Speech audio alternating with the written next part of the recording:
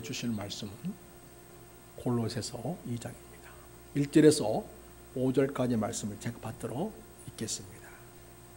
내가 너희와 라오디게에 있는 자들과 모른 내 육신의 얼굴을 보지 못한 자들을 위하여 얼마나 힘쓰는지를 너희가 알기를 원하노니, 이는 그들로 마음의 유한을 받고 사랑 안에서 연합하여 확실한 이해와 모든 풍성함과 하나님의 비밀인 그리스도를 깨닫게 하려 함이니, 그 안에는 지혜와 지식의 모든 보화가 감추어져 있느니라. 내가 이것을 말하면 아무도 교모한 말로 너희를 속이지 못하게 하려 함이니, 이런 내가 육신으로는 떠나 있으나 심령으로는 너희와 함께 있어 너희가 질서 있게 행함과 그리스도를 믿는 너희 믿음이 굳건한 것을 기쁘게 봄이라. 아멘. 한 젊은이가 어렸을 때부터 친하게 지내온 친구에게 이렇게 이야기를 합니다. 나는 어떤 종교도 믿지 않아. 증거가 없어. 철학적인 관점에서 볼 때 기독교는 최상의 종교도 아니야. 그렇게 퉁명스럽게 말했습니다. 그로 15년이 지났습니다. 32살이 되었습니다.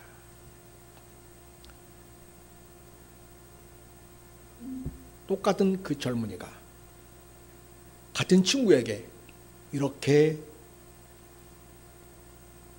적은 내용의 편지를 보냈습니다. 우리가 사실이라고 부르는 것, 즉 실제로 있었던 성육신과 십자가에서의 죽음 그리고 부활을 통해 그 존재를 보여주신 하나님이 곧 기독교다. 이 편지를 보낸 그 친구는 무슬론자에서 주 예수 그리스도의 성육신의 탄생과 십자가의 죽으심과 부활을 믿는 예수님의 사람으로 거듭났습니다. 이 사람은 C.S. 루이스라는 사람입니다. 옥스포드에서 공부했고 케임브리지 대학교에서 철학과 르네상스 문학을 가르치는 교수였습니다. 그리고 나냐 연대기라는 소설을 쓴 사람입니다. 여러분, 루이스가 친구한테 나는 어떤 종교도 믿지 않아. 철학적인 관점에서 볼 때 기독교는 최상의 종교도 아니야 라고 말했던 그런 무신자로 어떻게 루이스는 지내게 되었을까요? 영국의 전반적인 분위기는 영국 선거위가 있지 않습니까? 그래서 기본적으로 기독교 문화권에서 자라고 모든 가정과 사회 제도와 모든 사회 분위기는 다 기독교 분위기에서 지내게 되는데, 그런 상황에서 C.S. 루이스는 자기는 무신론자임을 이렇게 밝혔던 것입니다. 어떻게 그는 무신론자가 되었을까요? 이 루이스는 어릴 때 어머니의 많은 사랑을 받으며 자라왔습니다. 어머니의 품속에서 그런 평온함을 느꼈고 행복감을 경험했습니다. 물론 아빠는 성격이 조금 잘 맞지 않아서 좋은 관계는 아니었습니다만 어머니를 통해서 큰 위로를 받으며 살아왔습니다. 그런데 너무나 젊은 나이로 자기 어머니가 돌아가시게 되었습니다. 그때 루이스는 이렇게 자기 심정을 표현했습니다.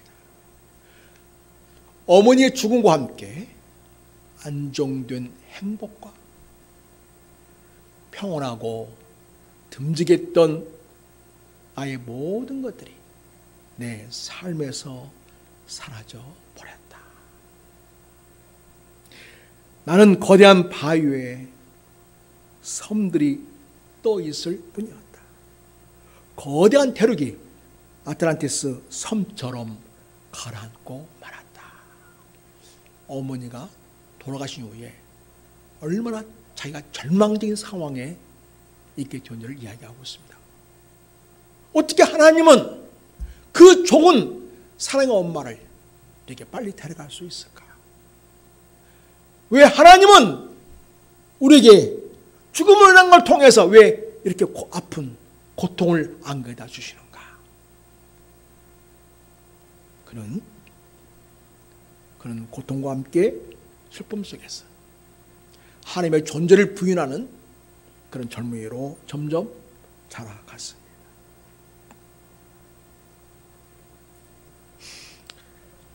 또 옥스퍼드 대학에 들어갔는데요.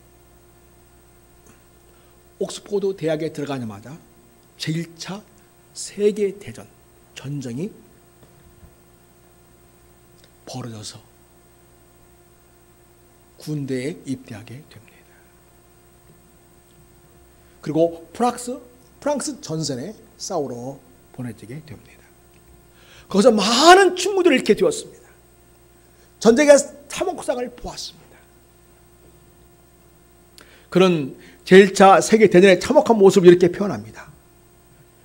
참혹하게 뭉개졌으면서도 짜부러진 딱정벌레처럼 움찔거리던 사람들, 앉아있는 시체나 서있는 시체, 풀한폭이 없는 맨 땅의 전경. 자, 이렇게 루이스는 친구들의 죽은 모습, 의미 없이 전쟁을 통해 죽어가는 수많은 사람들의 모습을 보면서 루이스는 회의감을 갖습니다. 과연 신은 존재하는가? 이렇게 무신론적인 생각은 점점 굳어가고 있었습니다.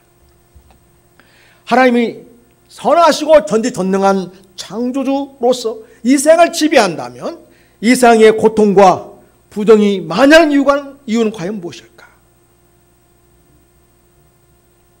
그리고 그는 자연과학과 사회과학을 공부하면서 청소년 때 가졌던 이 무론적 입장을 더욱 굳히는 과정이 되었습니다. 또 그 당시에 이 루이스가 무신론자가 될 수 있는 사상적 배경이 있는데, 그런 영국 사립학교와 옥스퍼드 대학교에서 논리학 중심의 합리적인 공부를 하게 되었습니다. 그 공부 방식은 무엇이죠? 모든 믿음에는 그에 합당한 증거가 있어야 한다는 것이죠. 그런 내용을 학교에서 익혔고, 그를 통해서 우리가 믿으려는 믿음의 증거가 있어야 하는데, 그래서 자기가 생각할 때는 기독교 신앙은 그런 믿음의 증거가 보이지 않는다, 이런 생각에 회의감을 갖게 됩니다. 또 루이스가 영향을 받았던 교육 중에는요, 그 당시에 프로이드 심리학이 유행했었습니다. 프로이드 심리학에 따르면 종교라는 것이 뭐냐? 아주 미성숙한 인간, 원성인 인간이 생살이가 두려우니까 그 두려운 감정을 감추고 그것을 투사해서 만들어낸 인간의 창작물이다, 이렇게 종교를 생각하게 되었습니다. 이런 사항적 영향, 교육의 영향을 받으면서 그는 무신론자가 되어가고 있었습니다. 나중에 루이스는 이렇게 고백을 합니다. 하나님은 이런 과정에서 자기를 무신론자로 가게 내버려 둔 게 아니었다. 그 전부터 자기를 이제 특이한 방식으로 부르기 시작했다, 그런 고백을 합니다. C.S. 루이스의 그의 독특한 특성은 뭐였냐면 바로 상상력이었던 거죠. 그 상상력 때문에 총선시대는 하나님을 부인하게 되었고, 그 상상력 때문에 나중에 하나님께 돌아오는 계기가 됩니다. 하나님은 각자 부르심의 결정적 계기가 다 다르지 않습니까? 누이스는 사색과 문화, 철학, 상상력을 통한 그런 일들을 통해서 그런 하나님께로 돌아오는 그런 과정을 겪게 됩니다. 그래서 이제는 루이스가 예수님을 온전히 믿게 되었습니다. 그리고 순전한 기독교라는 책에서 이렇게 이야기를 합니다. 제가 이런 말을 하는 것은 나는 예수를 위대한 도덕적 스승으로는 기꺼이 받아들이지만 예수 그리스도가 자신이 하나님이라고 말한 주장만큼은 받아들일 수 없다라는 어리석기 짝이 없는 말을 그 누구도 못하기 위해서 순전한 기독교라는 책을 저술했다고 이야기합니다. 우리는 이런 말을 해서는 안 됩니다. 단지 인간에 불과한 사람이 예수님과 같은 주장을 했다면 그는 위대한 도덕적인 선생이 전혀 아닐 것입니다. 그는 정신병자거나 아니면 지옥에서 온 악마일 것입니다. 이제 여러분은 선택을 해야 합니다. 이 사람은 하나님의 아들이었고 지금도 하나님의 아들이십니다. 그게 아니라면 그가 미치광이거나 아니면 못한 인간입니다. 그보다 못한 인간입니다. 당신은 그를 바보로 여겨서 입을 틀어 막을 수도 있고 악마로 여겨서 침을 뱉을 수도 죽일 수도 있습니다. 그게 아니라면 여러분은 그의 발 앞에 엎드려서 이렇게 고백할 겁니다. 저는 하나님이시여 나의 주님이십니다. 이렇게 부를 수 있게 될 것이라고 이야기합니다. 위대한 인류의 승인이 어쩌니 하는 선습성 쓰는 그런 헛소리에는 편성하지 맙시다. 그럼 우리에게 그런 여지를 주지 않았습니다. 예수님은 그런 여지를 우리에게 주지 않았다는 것입니다. 예수님에게는 그럴 여지를 줄 생각이 처음부터 없었습니다. 예수님을 나의 주님이요 구원자라고 그렇게 믿든지 아니면 미치광이나 정신병자 여겨서 배척하든지 둘 중에 하나라는 것이죠. 무슨 좋은 선생님네 무슨 좋은 성인님네 이런 이따위 말은 예수님과 아무 관계없는 말이라고 하면서까지 오직 예수님만이 우리가 믿을 수 있고 믿어야 할 유일한 구원자이심을 루이스가 증언하고 있습니다. 오늘 우리가 읽은 본문에는 바울이 골로새 교회에 이렇게 말하고 있습니다. 2절, 3절을 보겠습니다. 우리 같이 한번 말씀을 다시 한번 읽겠습니다.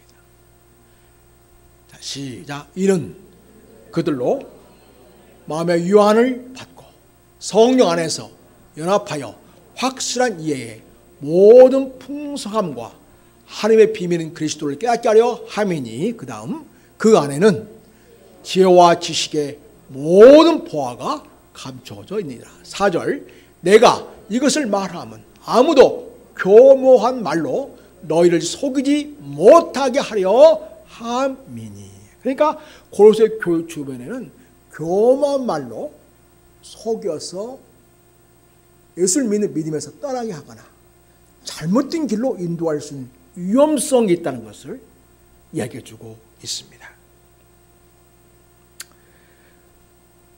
여러분, 이 골로새라는 이 도시는 헬라 문화권에 있는 도시가 되겠습니다.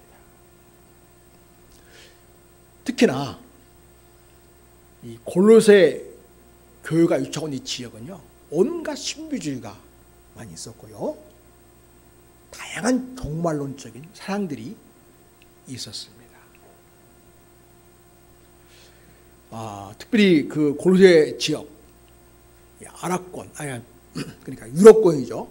로마를 중심으로 한 유럽권에는 모두가 다 그리스의 신화, 로마 신화가 사람들의 사상을, 생각을 지배하고 있었습니다. 그들의 종교는 헬라와 이 로마의 신화가 그 중심이었던 것이죠. 이를테면 거기는 1세대 신들이 나오는데 우라노스, 또 가이아, 크로노스라는 신들이 등장합니다. 2세대의 신들이 등장하는데 제우스, 포세이돈이라는 신들이 등장합니다. 어떻게 보면 이 그리스와 로마 신화는 신들의 전쟁사라고 볼 수 있고요. 그 신들이 인간을 이용해서 자기들에게 유리하게 싸워 이기는데 인간을 동참하는 그런 모습을 보여주고 있습니다. 그래서 이런 신화를 가지고 있기 때문에 이 골로새 지역은 역시 이 신화를 다 알고 있는 거죠.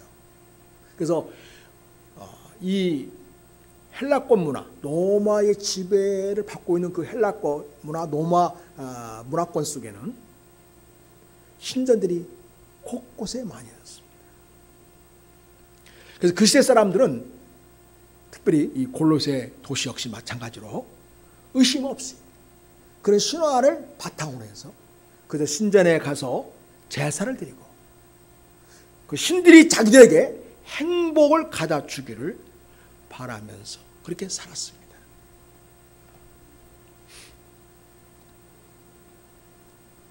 오늘 바울은 헛된 속임수와 견고한 말로 속이지 못하게 하려고 내가 지금 이 글을 쓰고 있다, 이렇게 말씀하고 있지 않습니까? 여러분, 그 신들이 그 로마 신화와 그리스 신화에 나오는 이 신들이 왜 우리가 믿을 수 있는 신들이 되지 못하는 걸까요? 한 번은 제가 앞에 말한 루이스라는 그 철학자가 자기 친구들과 함께 내가 기독교인이 될 건지 말 건지를 결정하기 위해서 친구들과 함께 끝장 토론을 합니다. 3명이 끝장 토론을 하는 것이죠. 이런 과정 속에서 돌킨한 친구가 있는데요. 루이스를 가만 보니까 루이스가 기독교인이 되지 못하는 이유는 어떤 논리의 문제가 아니구나 하는 걸 알게 되었어요. 또 증거의 문제도 아니구나. 그럼 무엇이 문제인가? 이 루이스는 상상력의 방향이 잘못되어 있구나. 이 루이스는 상상력이 대단한 왕성한 그런 사람인데 그 방향이 잘못되어 있구나 이렇게 말합니다. 그래서 상상력을 살짝 방향만 제대로 잡아준다면 자연스럽게 기독교인이 될 수 있겠구나 하면서 루이스에게 이렇게 말합니다. 루이스, 자네는 상상력이 탁월하잖아. 그 상상력을 한번 발휘해봐. 자, 봐. 그리스와 로마선에 참 많은 신들이 나오지. 그리고 기독교에서는 예수라는 분을 하나님이라고 하잖아. 그러니 네가 상상력을 활용해가지고 발휘해서 그리스와 로마시에 나오는 많은 신들과 성경에 나오는 예수의 차이점이 뭔지를 한번 발견해봐. 이렇게 돌킨한 친구가 제안을 했습니다. 루이스의 마음속에 그 말에 떠나지 않는 거죠. 토론을 마치고 결론 없이 돌아왔어요. 그리고 이제 집에서 학교에서 계속 생각하는 겁니다. 그리스 로마 신들과 그리고 예수님 어떤 차이점이 있는 것일까? 간단히 얘기하면 그리스와 로마 신화에 나오는 신들은 서로 죽이고 서로 속이고 싸우고 그런 장면이 많이 나오거든요. 그런데 가만 보니까 그리스 로마 신화에는 그 신이 한번 죽으면 그걸로 끝장이 나는 거죠. 그런데 성경에 나오는 예수라는 하나님을 보니까, 신인을 보니까 그는 십자가에 죽었으나 다시 살아나셨고, 살아나셔서 새로운 시대를 여는, 역사를 새롭게 창조하는 그런 일을 이루어 가셨구나라는 것을 발견하게 되었습니다. 루이스는 이 신들의 차이점을 발견하면서 주님은 신화에 나오는 신들과는 전혀 차원이 다른 분이시구나, 그런 결론을 갖게 되자 주님에게 무릎을 꿇었습니다. 또 여러분, 그래서 여러분, 이 골로새 교회가 속한 지역은 그리스 로마 문화권에 속해 있기 때문에 그런 신화들에 의해서 기독교 신앙을 오해하거나 또 신앙을 갖는데 어려움일 수 있는 위험이 있다는 걸 알고 지금 사도 바울은 이 교회에 편을 써서 그리스도 중심으로 굳게 설 것을 요청하고 있는 것입니다. 그 다음에 헬라 철학의 그런 배경 속에 이 골로새 교회가 위치하고 있습니다.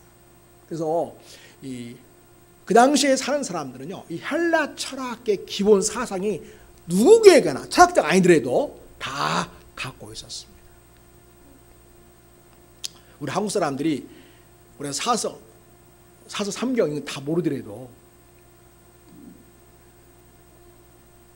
기본적인 다 알잖아요. 그런 것처럼 유교 문화가 우리 조선시대를 지배함으로 인해서 오늘날까지도 그 유교 사상이 한국의 지배적인 사상으로 문화를 가지고 있습니다. 마찬가지로 이 헬라 철학이 그 시대에 골로새 지역에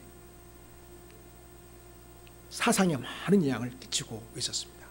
헬라 철학의 핵심이 뭐냐면 이원론입니다.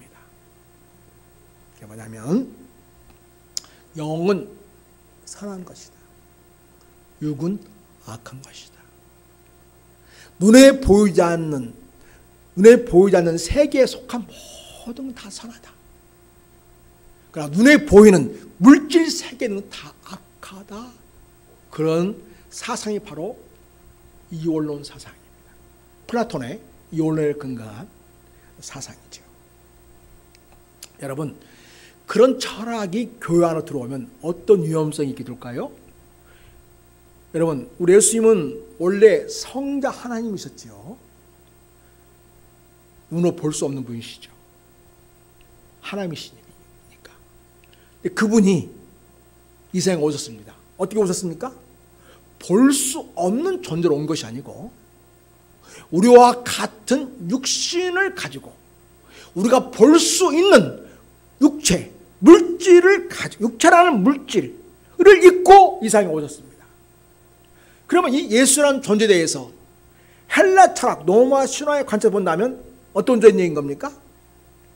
이 이데아론, 이 이원론에 의하면 예수님은 악한 존재가 되는 것이죠. 그러나 여러분, 정말 이 눈에 보이는 것은 다 악한 것입니까? 우리 하나님께서 천지 만물 창조하시고 그 만물 보시고서 어떻게 평가하셨습니까? 참 아름답구나. 보시기에 좋았다. 선하게 보신 거죠. 그래서 여러분, 하나님이 창조하신 세계관은요, 이 물질 세계가 악한 것이 아니고 하나님의 창조물로서 선한 것입니다. 그래서 그 당시에 헬라 철학관 속에 있었던 이원론 배경 속에 있던 이 고로새 교인들은 자칫 잘못된 영적 교사들이 와서 만약에 헬라 철학의 근거에 의해서 예수님을 해석해가지고 가르친다면 잘못된 신앙을 가질 수가 있거든요. 여러분, 만약 예수님이 육신 오지 않았다면 어떤 일이 발생할까요? 우리 인생의 모든 죄 문제를 해결할 수 있는 길이 막혀버리는 것입니다. 왜요? 이 죄의 문제를 해결하기 위해서 우리 예수님은 당신의 육신을 내놓으셨어요. 몸을 내놓으셨죠. 그리고 당신의 몸을 십자가에 매타는데 자기를 내주셨어요. 십자가에서 인류의 모든 죄를 대신 짊어지시고 대속물, 죗값을 대신 치르는 속죄제물로 그렇게 바쳐진 것입니다. 그래서 여러분, 예수님이 육신 오셨다는 사실을 분하게 되면 예수님 십자가에서의 죽으심과 예수님이 십자가에서 이루신 속죄 역사를 다 분하게 되는 거죠. 그러면 기독교는 완전 무너지는 것입니다. 그래서 여러분, 이 당시에 헬라 철학의 이혼의 근거에서 만약에 예수님을 바라보고 예수님의 십자가를 말한다면 우리를 위한 구속의 역사는 없어지고 마는 것입니다. 그렇게 해서 잘못된 사상이 교인들에게 영향을 끼치지 못하게 하기 위해서, 그래서 공교한 말, 속이는 말에 넘어가지 않도록 하기 위해서 바울 사도는 지금 고린도 교인들에게 예수 그리스도는 누구신가에 대해서 짚어주고 있는 것입니다. 자, 그 다음에 보겠습니다. 나중에 이 고린도 지역에 율법주의가 들어옵니다. 유대인들이 들어온 거죠. 유대인들은 뭡니까? 이방인들은 구원받을 수가 없어요. 오직 유대인들만 구원받을 수 있다고 생각합니다. 그렇죠? 아브라함의 자손들만 하나님의 자녀가 되는 것이니까요. 근데 아브라함의 자녀가 될 수 있는 길이 있죠. 뭐 어떻게 됩니까? 아브라함의 자손이 되는 그 표징이 무엇이죠? 몸에 할례를 행하는 것이죠. 네, 여러분, 그런데 예수를 믿는 사람들이 할례를 행해야 구원에 언제 이룰 수 있습니까?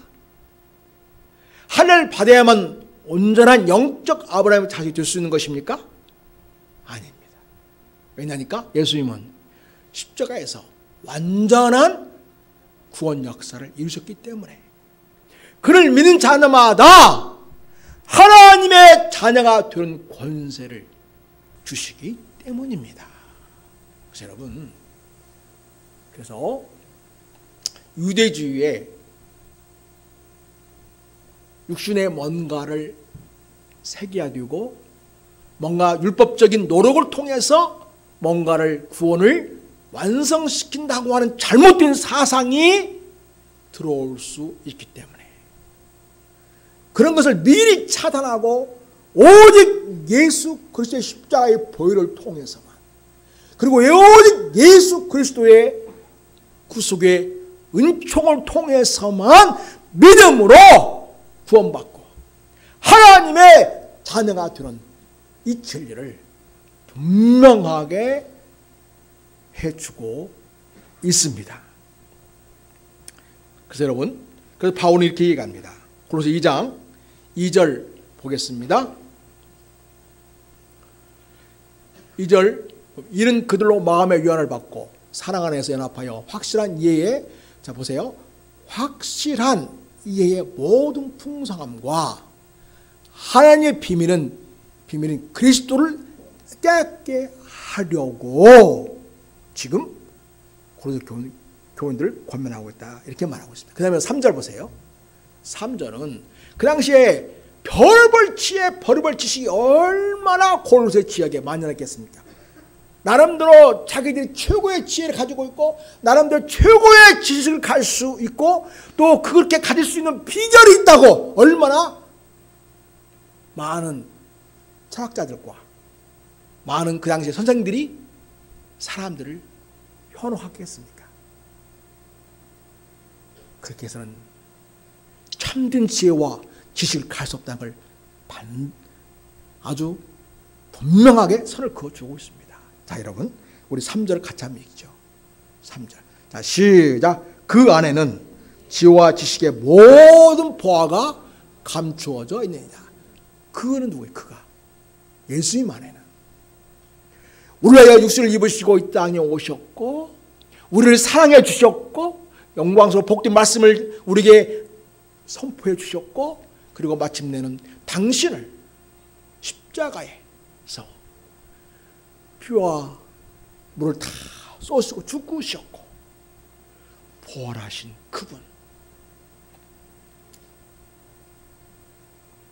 그분 안에는 지혜와 지식의 모든 보화가 감춰져 있다.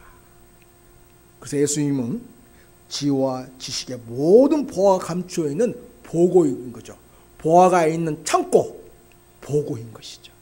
그래서 오늘 말씀의 제목은 모든 지혜와 지식의 보고이신 예수 그리스도이십니다.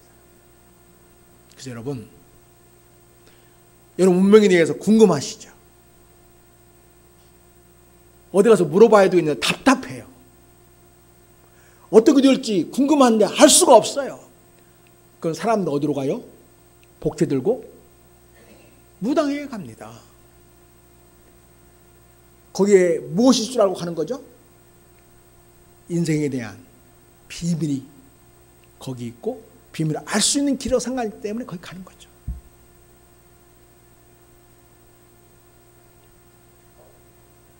그러니까 여러분 놀라운 통계가 있는데요.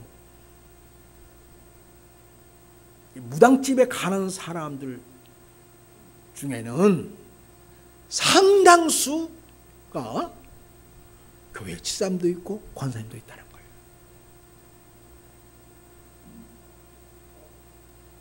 그분들은 교회에서 집사 직분을 받고 권사 직분을 받았다면 누구를 믿는 거예요? 예수를 믿는다는 것이죠. 근데 어떤 예수님인지를 모르고 있는 거죠. 지금 예수님 안에는 모든 지혜와 지식이 있다는 사실을 믿지 못하고 있는 것이죠. 되게 사람 심리는 꼭 짚어줘야 속이 시원하니까 맞든지 안 맞든지 딱 봐가지고 저 사람이 원하는 거 딱 얘기해 주는 거죠. 뭘 원하는지 벌써 알잖아요. 눈빛 보면 알잖아요. 말을 보면 벌써 알잖아요. 아, 답을 이렇게 줘야 되겠구나. 그래야 복채가 떨어져요.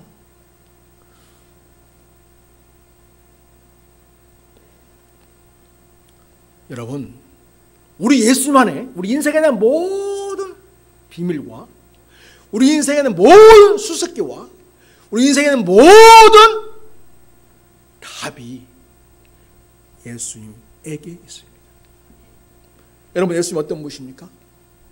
육신을 입고 이 땅에 오시기 전에 어떤 분이셨어요? 성자 하나님이셨어요. 고린도서 2장 더 가면 이제 예수님이 어떤 분으로 나타나냐면 예수님은 창조주세요. 창조주. 온 우주 만물을 창조하시고 그리고 모든 이 땅에 존재하는 그 창조물이 존재하는 이유와 목적이 되시는 분이시고요. 모든 창조물을 붙들고 지배하고 통치하시는 분이 예수 그리스도이십니다. 그런 분으로 계셨고 지금 예수님 그분이 육신을 입고 우리를 사랑하사 인간의 몸을 입고 우리의 대신 죗값을 치러주시고 우리를 구원해 주시려고 이 땅에 오셨다는 것입니다. 왜요? 우리를 사랑하니까요. 사랑하니까 죽으러 오신 하나님의 아들이십니다. 그러니까 그분 안에는 모든 지혜와 지식의 보물이 다 담겨져 있는 거죠. 그래서 여러분, 예수님께 내 인생을 맡겨드리고 기도하면서 주님의 은혜를 붙잡으면서 나아가면 됩니다. 뭘 꼭 알아야만 되는 거 아니에요. 오히려 아는 것이 불안할 수 있습니다. 그냥 주님 붙잡고 믿음으로 한 걸음 한 걸음 나아가는 것이야말로 진정한 우리가 평안을 누리면서 담대하게 이 세상에서 승리하며 살아갈 수 있게 됩니다.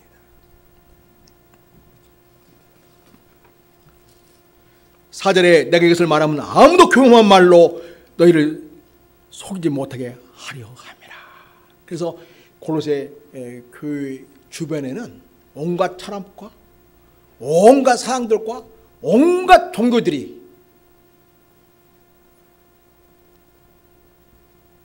많이 있어서 골로새 성도들이 참 헷갈릴 수밖에 없는 그런 상적인 종교적 환경이 있다는 것을 알고 오늘 바울 사도는 한마디로 말하면 뭐예요? 우리 인생의 답은 무엇이다? 예수 그리스도다. 인생의 비밀, 우리의 비밀은 무엇이다? 예수 그리스도라는 거예요. 그래서 하나의 비밀이라고 표현한 것이죠. 하나의 비밀이에요. 예수님은 하나의 비밀 그 자체예요. 그래서 여러분 예수님을 알게 되고 믿게 되면 하나님은 얼마나 우리를 사랑하시는지, 하나님은 우리를 사랑하시기 때문에 우리를 구원하시려고 태초 이후로 이 뒤집고 멸망당할 인생들을 위해서 얼마나 언약을 주시고 믿게 하시고 약속하시고 오늘까지 주 오시기까지 계속해서 말씀하시고 인생들에게 구원의 약속을 들려주는지 모릅니다. 그렇게 만세와 만대로 오므로부터 우리를 향한 구원의 계획을 하나님이 가지시고 인생들에게 마침내 그걸 짠 하고 보여주셨는데 그가 우리를 구원하시는 그 하나의 비밀이 무엇이라고요? 예수 그리스도. 바로 그분이십니다. 여러분 감사한 것은 이 골로새 교회가요 아직 그런 온갖 잡신들과 이단들과 온갖 세상 풍조에 아직은 휘둘리지 않았습니다. 여러분 보실까요? 골로새 2장 5절을 같이 한번 보겠습니다. 같이 읽습니다. 시작. 내가 육수로는 떠나 있으나 심령으로는 너희와 함께 있다. 그 다음에 너희가 질서 있게 행함과 그리스도를 믿는 너희 믿음이 굳건한 것을 기쁘게 봄이라. 예. 여러분 마치 부대가 적군의 공격에도 흐트러짐 없이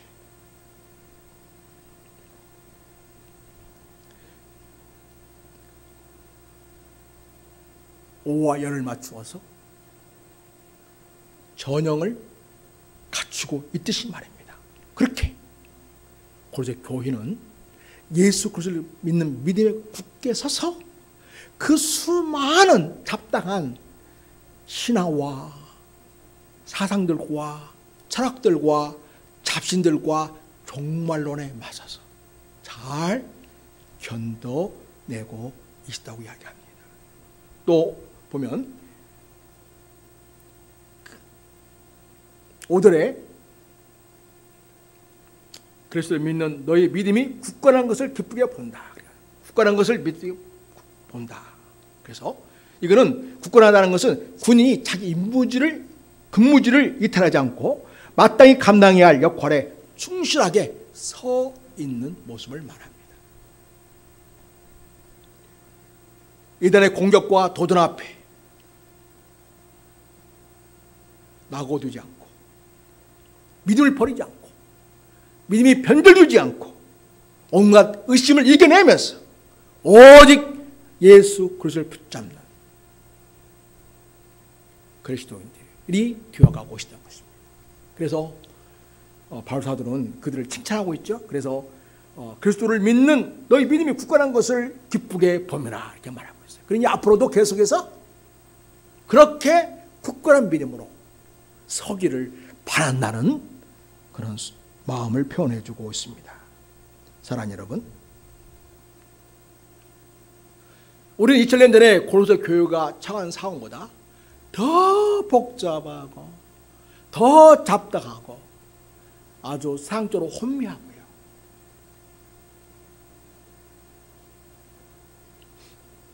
온갖 다원주의와 온갖 신화와 온갖 미신과 온갖 잡신들이 가득한 한국 땅에 우리가 살아가고 있습니다.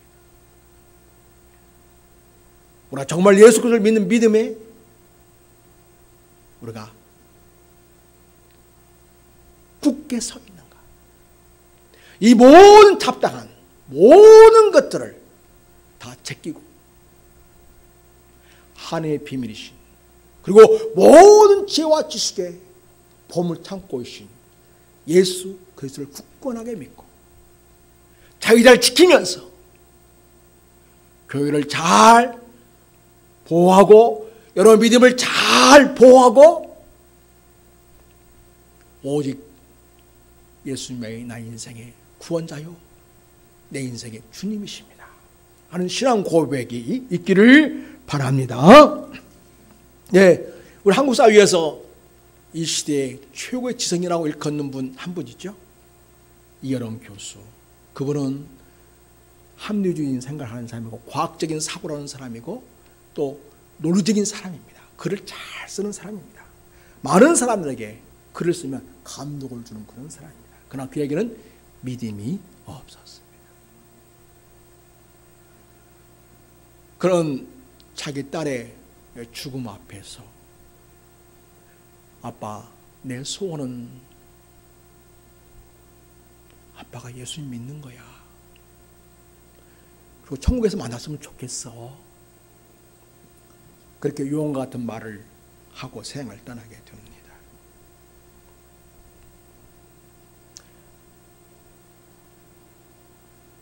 그런 지성에서 영성이라는 책을 썼습니다.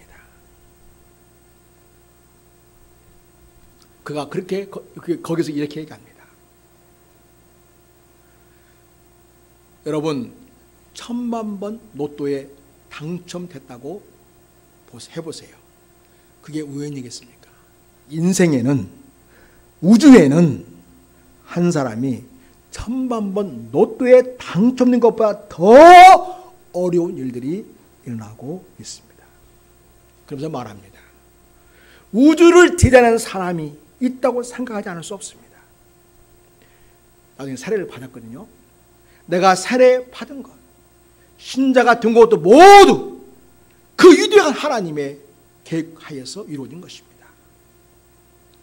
나의 그 위대한 분은 바로 하나님이십니다 하면서 하나님께 무릎을 꿇었습니다. 그리고 그 장관은 세례 받은 이후에 자기 마음을 이야기합니다. 사랑하는 내 딸아, 너의 기도가 높은 문지방을 넘게 했다. 이렇게 이야기했습니다. 그 딸이 이민아인데요.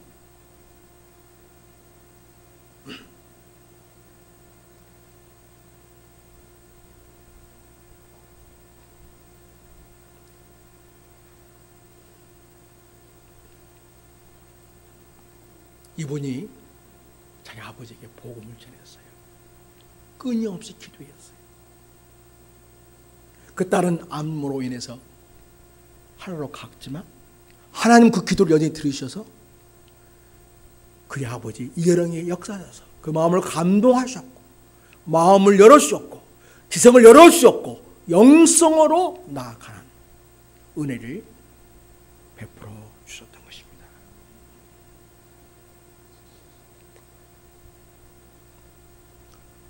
사랑하는 여러분,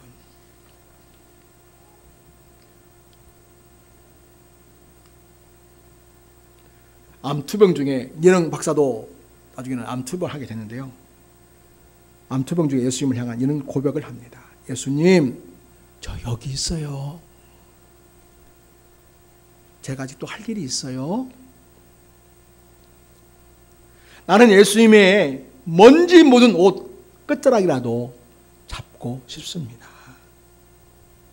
청량 못할 우리 하나님 아버지의 위대하심을 찬양합니다. 이렇게 고백하게 되었습니다. 사랑하는 여러분, 이상의 온갖 잡다한 이야기들과 우리를 현혹시키는 수많은 기이한 현상과 문화와 종교와 일들이 있지만 우리가 흔들림 없이 붙잡아야 할 분은 오직 예수 그리스도이십니다. 그래서 여러분 말씀 한 절을 보고 말씀을 맺으려고 합니다. 고린도후서 10장을 보겠습니다. 자, 같이 읽습니다. 시작. 우리가 육신으로 행하나 육신에 따라 싸우지 아니하노니 우리의 싸우는 무기는 육신에 속한 것이 아니요 오직 어떠한 경과 사단의 진이죠. 어떠한 경과 진도 무너뜨리는 하나님의 능력이라 모든 이론을 무너뜨리고 하나님 아는 것을 대적해서 높아진 것을 다 무너뜨리고, 그 다음에 또 보세요. 아까 생각들이 잡다하면 예수님 잘 못 먹게 되잖아요. 자, 보세요. 계속해서 그 다음 읽어요. 시작. 모든 생각을 사로잡아 그리스도에게 복종하게 하니 너희의 복종이 온전하게 될 때에 모든 복종하지 않는 것을 벌하려고 준비하는 중에 있노라. 그래서 여러분, 우리의 잡다 뭔가 생각들이 우리 오가죠? 이걸 어떻게 하라고요? 그리스도 앞에 복종시키라는 거죠.